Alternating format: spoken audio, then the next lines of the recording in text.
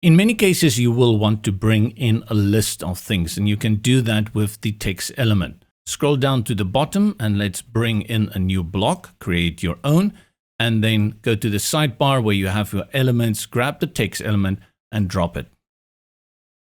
Let's bring in some lorem ipsum text and I'll just select them as a whole paragraph.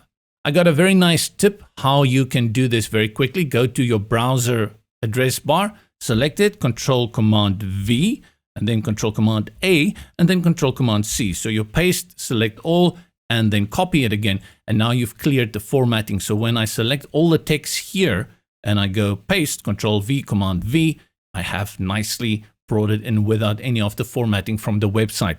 That was an awesome tip. Thank you, Jean-Pierre. Now I want to have lists. To create lists, you have to have the different lines in different lines. And you do that by pressing Enter on your keyboard. So I'll just create a few phantom lists here. And then let's do one more. Select them all. You cannot select just one and then go to this one next to the alignment option where you see list. When you click on it, it's going to give you numbers. And when you click on it a second time, it will give you bullets. And a third time, it will remove it.